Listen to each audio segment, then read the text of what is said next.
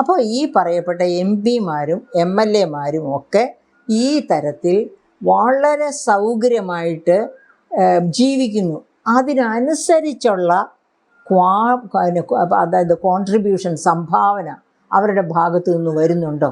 ചില എം പിമാരും ചില M L എമാരും ഒക്കെ വെറുതെ നോക്കുകുത്തികളായിട്ടാണ് സഭകളിൽ പോയിരിക്കുന്നത്. ഒരു പ്രയോജനം ചെയ്യാതെ, സത്യം പറഞ്ഞാൽ മറ്റുള്ളവർ പറഞ്ഞ് അത് അവരുടെ നേതാവെന്ന് അവർ വിചാരിക്കുന്നവർ, അത് പ്രധാനമന്ത്രിയാകാം, മുഖ്യമന്ത്രിയാകാം, അതല്ലെങ്കിൽ മറ്റൊരു നേതാവാകാം, അവർ പറയുന്നതിനനുസരിച്ച് അച്ചടക്കത്തോടെ ഇരുന്ന് വരയ്ക്കടാ ഷൂ എന്ന് പറയുന്നിടത്ത് ഷൂ വരച്ച് കടന്നു പോകുന്ന എം പിമാരും എം എൽ എമാരും ധാരാളമുള്ള ഒരു സമൂഹത്തിലാണ് നമ്മൾ ഇരിക്കുന്നത്. അപ്പോൾ എന്താണ് വേണ്ടത്?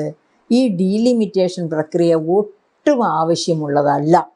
പോപ്പുലേഷൻ പറഞ്ഞല്ലോ, നമ്മുടെ പോപ്പുലേഷൻ ഗ്രോത്ത് 2.4 ഒക്കെ ആയിരുന്നു. അതാണ് 2.1 താഴെ ശരാശരി പോപ്പുലേഷൻ ഗ്രോത്ത് കുറഞ്ഞിരിക്കുന്നു. നോർത്ത് ഇന്ത്യയിൽ ഇപ്പോൾ ഇത്തിരി കൂടിയിരിക്കുകയാണ്. പക്ഷേ അതും ക്രമേണ കുറഞ്ഞു വരും. അവരുടെ വിദ്യാഭ്യാസവും ഒക്കെ വർദ്ധിക്കുന്നതിനനുസരിച്ച് അവിടെയും replacement rate of growth of പോപ്പുലേഷനിലേക്ക് അത് താഴ്ന്നു വരും.